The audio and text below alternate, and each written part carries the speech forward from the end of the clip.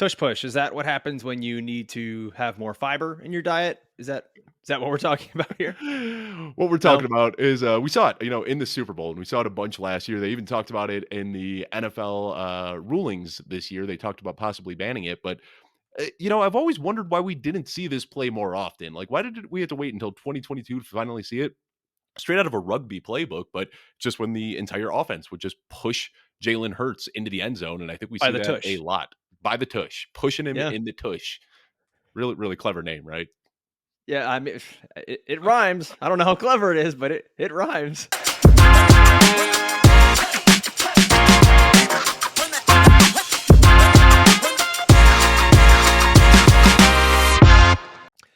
We got running back rankings and tiers today. This is going to be a very high testosterone level episode, Dave Kluge. Running backs. Smash mouth football.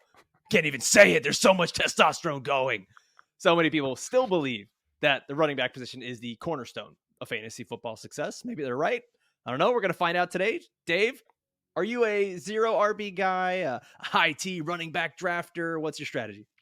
So when I first got into the industry a few years ago, I was all about locking in those running backs early. Your first 2 to 3 rounds, I wanted to walk away with a couple of running backs and kind of anchor my fantasy football team around that. And as I've spent more time digging into the numbers and playing in more leagues, I hate to say it, but I think that I'm starting to convert to being this zero running back guy. I mean, don't get me wrong. Like, if the value is right and somebody falls into my lap at the right round, I'm good with that. But we are so much better at projecting wide receivers that I am okay taking these early round wide receivers and trying to anchor my team with them. Well, guess what? Today we're going to be talking about the running backs that are at the top of the tiers. So it's all the people that Dave Kluge told you not to care about at all. That seems like a great segue to get started here with our tier one of running backs. We're going to be looking at the footballguys.com consensus rankings and how those are broken up into tiers. Dave, let's take a look at tier number one, where I think the consensus across the industry and across everyone at Football Guys, the running back one is Christian McCaffrey of the San Francisco 49ers. There no notes. No notes, no comments, nothing, right? I think we're good on that. Yeah, I mean, I just wrote an article on Christian McCaffrey. If you want to check it out, deserves to be the running back one. Somehow, every running back at his age starts to like dip in efficiency, and he is just aging like a fine wine, somehow getting better and better every year. So yeah, RB1, Christian McCaffrey.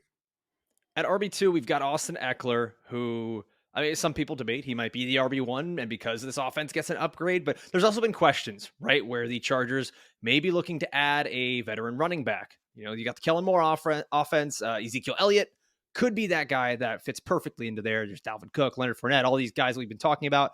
If a free agent running back signs in Los Angeles, how do you think that's going to impact Austin Eckler's fantasy value? Well, it would impact his value a lot. And I mean, Austin Eckler is a very good football player, but at the end of the day, running backs are really victims to their opportunity. And last year, the opportunity was there for Austin Eckler. He was number one in targets. He was number 6 in touches inside the 10. And if they bring in a guy like Zeke, it's going to take away some of the goal line work. If they bring in a guy like Fournette, it's going to take away some of the passing down work. If they bring in a guy like Dalvin Cook, that's worst case scenario, because then we're probably just looking at a frustrating split and we don't know who's going to hit every single week. So right now, Austin Eckler, great football player, but he would definitely be impacted negatively if they brought in one of these big name vets. I tend to agree with you that he would be impacted negatively, but I don't think it's as big of a deal as we might make it, right? Like, the guy's obviously very talented. We kind of saw what a Tony Pollard, Ezekiel Elliott split looks like last year, and Pollard's still the RB7. So, I think this has almost been something that's been like wish casted year after year after year. Isaiah Spiller is going to be the next big guy behind Austin Eckler. No, it's Joshua Kelly. And I don't think anyone's really recreated that Melvin Gordon role, but I don't necessarily think it kills Austin Eckler if a free agent goes there, but it is going to ding him just a Probably little bit. still a top 10 running back, but I don't think we're Yeah. drafting him in the middle of the first round as the RB2. So it would impact him when I say a lot, I mean going from RB2 to like RB7 or 8, he's still going to be fine, but he isn't that top 2 smash like he is now.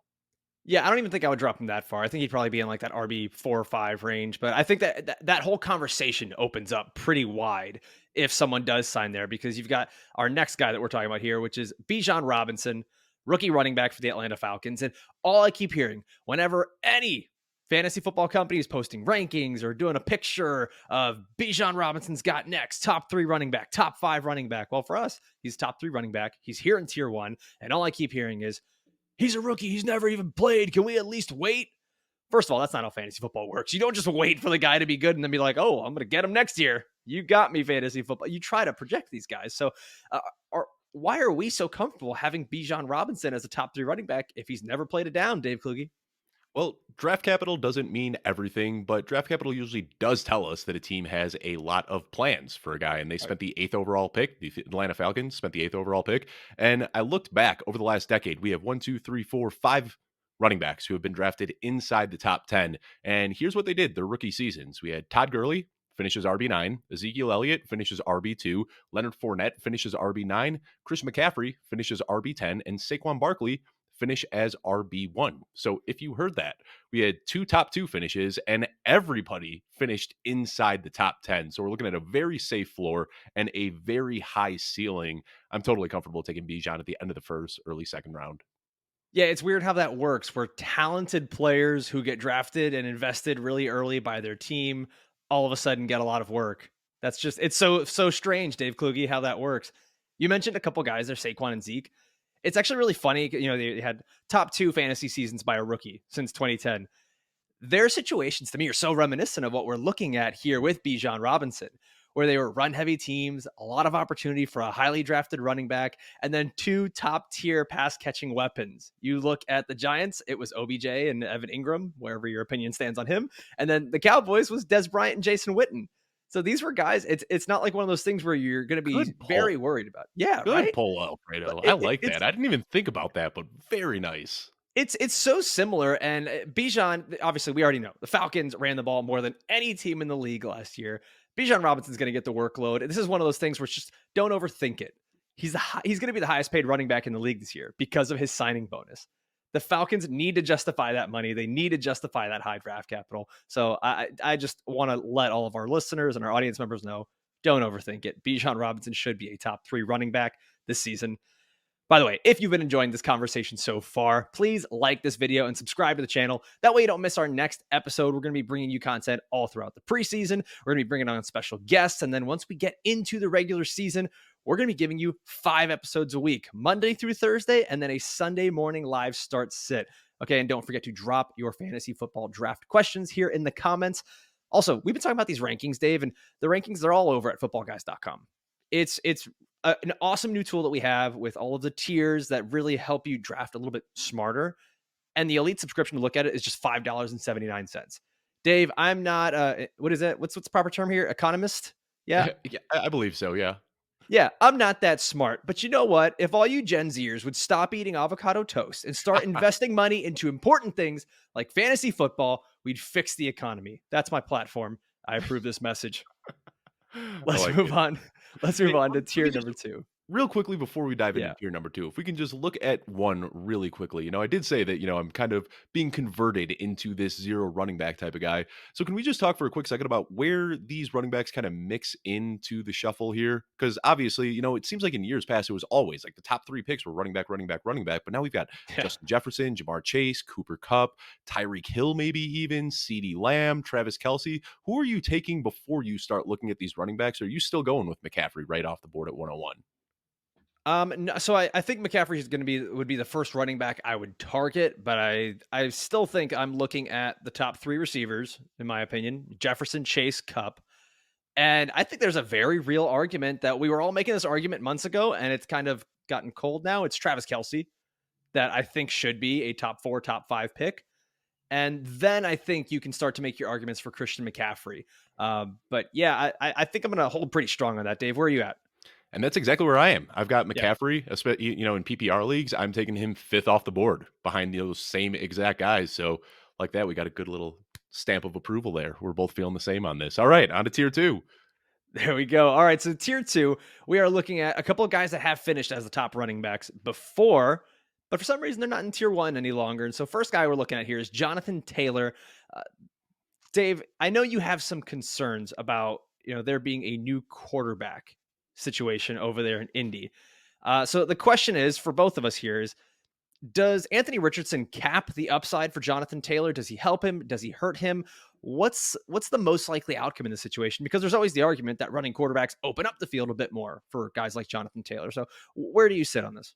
Yeah, and I think you could make the argument going either way. Last year, I think a lot of people just kind of forget that Jonathan Taylor was injured for a big chunk of the season, and Yes. he had a down year by his standards. So I was all in on a bounce back for Jonathan Taylor this year until they drafted Anthony Richardson. And then we're also looking at the combination with Shane Steichen.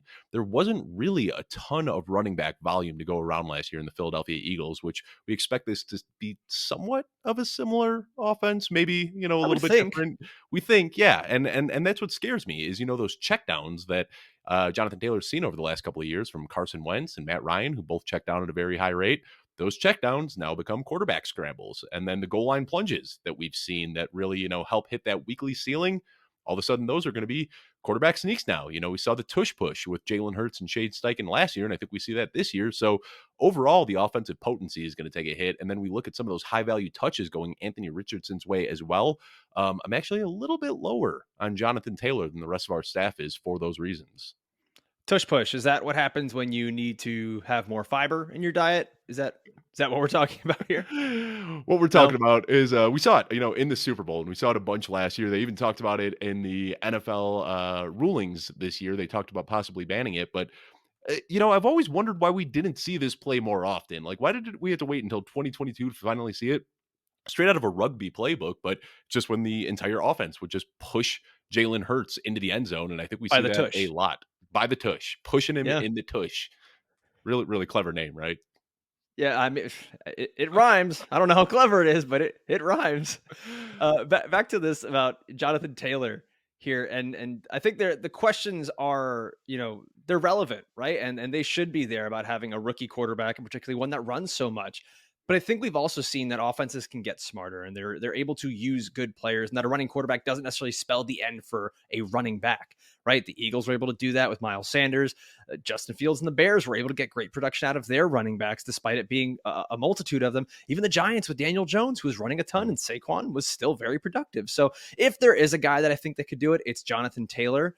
I do think that we're probably going to see a very similar offense with the Colts. Just probably, I mean, not probably, definitely not as high scoring. So I'm still, Dave. You mentioned the injury for Jonathan Taylor.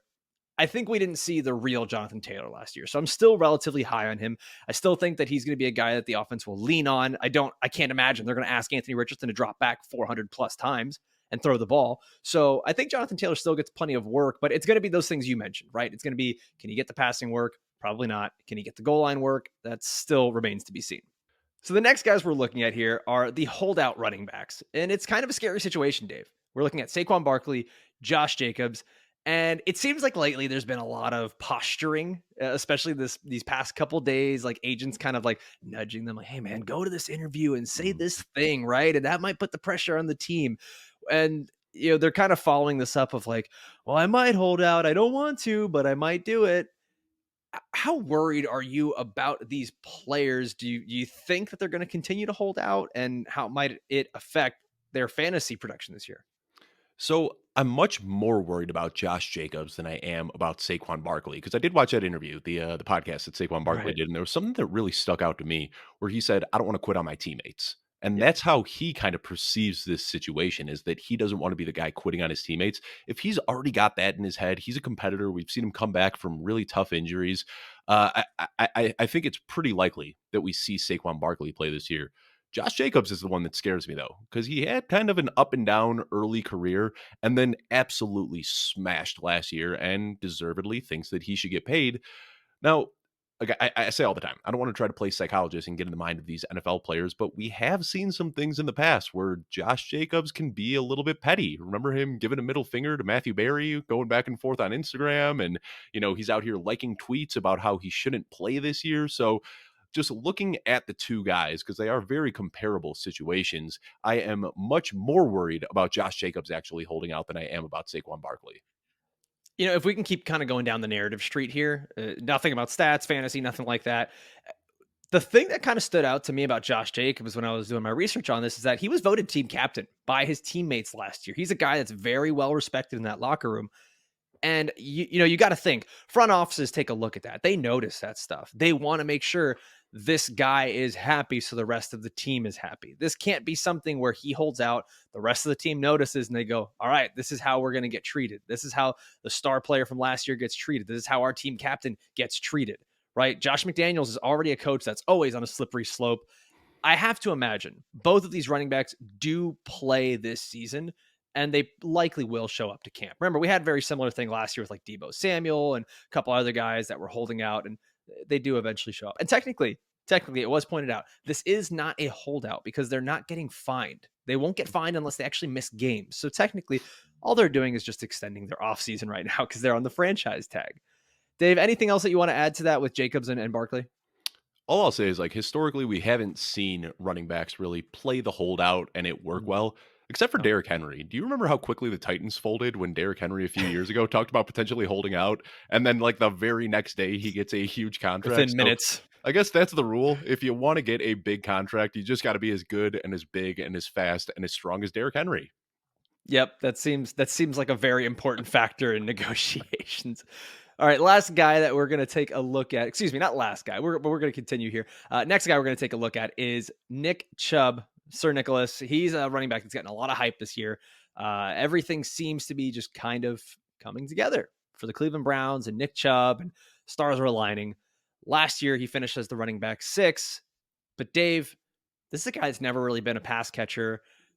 We don't know how much of this offense is going to shift towards passing the ball now with all the additions at wide receiver and the investment in Deshaun Watson. So he's going as the running back 6. Are we drafting him at his ceiling, or is there still room to improve here? That's a good question. And I think that we are drafting him pretty close to his ceiling because what he did last year, 16.6 PPR points per game, isn't all that different than what we saw in 2020, which was 17.3 points per game. And I think that that is pretty much the ceiling. I don't think that we're ever going to see Nick Chubb hit that, Austin Eckler, Christian McCaffrey, 22, 23, 24 point per game guy, but he is so safe. I don't think you're really drafting Nick Chubb hoping that you're getting RB1 overall output. I think you're drafting him knowing that his floor is basically RB10 if he's healthy. So I think he does get a little bit more involved in the passing game this year because we did see it last season and now Kareem Hunt is out of the picture. But I think we're drafting him pretty close to his ceiling. It's just that I think his floor is so safe that you're not really going to get burned drafting Nick Chubb where you are. That's what it is. You're drafting, it's like a car commercial. You're drafting Nick Chubb for reliability, right? Like he's like a He's a Toyota. Ford It's not. F-250. Is No, that no, a no, reliable relax, truck? relax, All relax. right. I'm going to a different country here for the cars. All right, he's a Toyota. You know what? I like a Volvo. He's a very reliable, safe car that helps your insurance. That's what Nick Chubb is. He is a Volvo. It may not get you the absolute best production, but you're going to consistently get good production and be safe with it. And I feel the exact same way. The only thing is that I do see a path to upside, though. I really do. Because if the Browns offense gets better, you're talking about potentially more sustained drives, more scoring opportunity. As much as I do like Jerome Ford, I can't imagine that he's going to match Kareem Hunt's 28% snap share from last year. So I do imagine that there is a route here where Nick Chubb is a top 3 running back. I don't know that top, RB1 or RB2 is in the mix for him just because of the lack of receiving work. But I think it's very realistic for Nick Chubb to be a top 3 or top 4 running back. And like you said, Dave, that floor is really, really good for him because of how talented he is and because of the volume that he gets running the ball. The last thing I'll say is, early on in his career, Deshaun Watson did run the ball a lot, but he did get more comfortable checking down. If you remember David Yeah. Johnson in Houston, a very washed up old David Johnson. Now but that's good a at passing name the I ball. haven't heard in a long time. Yeah, but he was seeing over 4 targets per game with Deshaun Watson, which, we talked about how a guy like Anthony Richardson could cap JT's upside. I don't think Watson would do that to Chubb. He's comfortable enough in his game now that he will take that check down if he needs to. Now, before we keep going here, we've got a major giveaway that we're going to be continuing to promote here. Okay, we've got the first ever Footballguys Fantasy Football Show Listener League. That's a mouthful. Say it 5 times fast. But if you want to participate in that, we've got 10 spots open for our audience, for our listeners, for our viewers. All you have to do is go and leave a review for the podcast. Take a screenshot of that and send that over to Kluge at footballguys.com. That's spelled Kluge, Kluge, just like my co-host here, Dave Kluge. You'll send that over to him at footballguys.com, and you will be entered for a chance to win and be a part of the first ever listener league for the Football Guys Fantasy Football Show. Now, Dave, let's finish up this tier where we have two guys that probably could not be more different, but I think that they bring a lot of intrigue. So we've got some good questions here on them. And the first one I want to take a look at is Tony Pollard. Tony Pollard of the Dallas Cowboys. I think everyone is very excited because of the volume he could get, how explosive he was last year. But, and there's the but, for a lot of these running backs that are volume-based at the moment, if Zeke comes back, if the Cowboys sign a Fournette, a Dalvin Cook, really anyone, how does that affect Tony Pollard in your rankings? Not all that much, because Okay. last year Zeke was mostly healthy. I mean, he missed a couple of games and he was limited in a few others, but he played most of the season and he got almost all of the goal line work, and Tony Pollard was still RB8. So this is kind of similar. We were talking about Austin Eckler a while back when he was with Melvin Gordon, and Austin Eckler was still putting up great fantasy seasons with Melvin Gordon. And that's kind of what Tony Pollard reminds me of now. Even if he isn't the lead back getting 350 touches in a season, he is so explosive, and what he does in the passing game can still help him hit a high ceiling. So I'd push him down a little bit if they bring one of these guys in, but I think everybody right now expects them to bring somebody in. So I feel like it's almost baked into his cost. If we go into the season without them signing a veteran back, then he probably deserves to be inside the top 5. But I think right now where we're drafting him, we're almost anticipating a veteran to show up in Dallas. Yeah, we talked about how Nick Chubb is so safe, but maybe lacks some of that upside. I think Tony Pollard is very, very opposite. He's so far on the opposite end of the spectrum there, where we don't really know what the floor could be because of what, Dallas is just kind of is weird like that. They might bring in another running back, but man, that ceiling looks so good for a guy who's incredibly explosive, gets usage in that passing game. And Dallas is talking about wanting to commit more to the run. Now it's just a matter of, are they going to commit to Tony Pollard? And Dave, like you said, if they do not sign another running back and they go into the season with Tony Pollard, top 5 almost seems like a certainty there for the rankings. I think maybe even higher. That's a guy that you start to consider in the first round. Now, another guy here who we had been drafting in the first round for years and years and years. And every year we always say, he's finally going to fall off. I don't know. Is this finally going to be it for 29-year-old Derrick Henry? Now, the Titans, they went out. They just signed DeAndre Hopkins. I think the first thing that everyone wants to know is the reaction. How does that help or hurt Derrick Henry? I think it helps him personally. If you look last year, Henry saw the 5th most average defenders in the box. He saw 6.9 defenders in the box on his average snap. Nice. He Nice. also saw a stacked front, which means 8 or more players in the box on 26.6% of his carries, which was the 3rd most in the NFL. Well, guess what? When you got a guy like DeAndre Hopkins out there, you can't load up the box on every single snap. So I think that now with DeAndre Hopkins there, it's going to keep defenses a little bit more honest. They're not going to be able to stack the fronts like they did against him last year. So I can't see this as anything but a win for Derrick Henry. It also shows that the Titans are pushing the chips in, that they think they can take Yeah. down the AFC South. So any concerns about him possibly getting traded midseason, anything like that, throw those out the window, because the Titans are fully committing to take down the AFC South again this year. There's a really good article over on footballguys.com written by our very own Jeff Bell, who is Mhm. our dynasty captain over here. And normally the dynasty guys would be just like, I'm out on old running backs like this. And Jeff is 100% in on Derrick Henry for this year. We're talking about a guy that's been top 4 at the running back position for the last 4 seasons. 3 of those came with AJ Brown. Dave, I am so with you that adding a wide receiver like this opens things up for Derrick Henry. And everyone said, he started to decline last year. That offense was really bad. There was nobody to open up the field. Like you said, teams could just stack the box. I think that we are going to see a better Derrick Henry, a better Tennessee Titans offense. And, something that I don't like to put a whole lot of weight into before the season is strength of schedule, just because we don't know how these teams are going to be. But over his career, Derrick Henry has just absolutely dominated the Houston Texans. And right now, Tennessee has the number 1 easiest strength of schedule for fantasy running backs. And that gets especially juicy in the playoffs, where the Titans are going to play the Texans in week 15 and week 17. The Texans, who are horrible against running backs last year. So, yeah, if there's any guy who, and I think he's still getting drafted pretty low, But if there's any guy who could absolutely just crush his ADP and still finish as a top 2 or 3 running back, it's Derrick Henry. Anything you want to add there? Well, it's not just the Texans. It's the Texans, the Jaguars, and the Yeah. Colts. Anytime they play a division game, he just turns into Superman. I saw it a while back, but his like division game splits, he'd be pacing for like 2,200 yards per season if he got to face off against division opponents every single week. The one last thing I'll say about Derrick Henry, though, and real quickly here, so much of today we have talked about pass catching and the upside that pass catching Yeah. brings to the table. Obviously, we know that a target is worth about 2.5 times as much as a carry. So that's why we talk about Nick Chubb not being involved in the passing game can limit his ceiling. And that's always been the story with Derrick Henry as well. Well, Derrick Henry got involved in the passing game last year, set a career high in targets, and I don't expect that to change. So even though he might be losing a little bit on the efficiency metrics, he could make up for it by being more involved as a pass catcher. So Derrick Henry, where he's getting drafted right now, is one of my favorite values in drafts.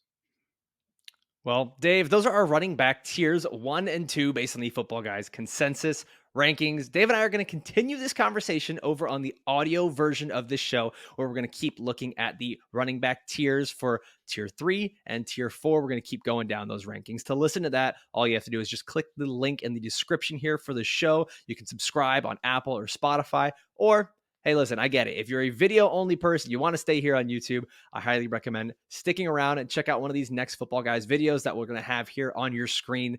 Thank you so much for watching.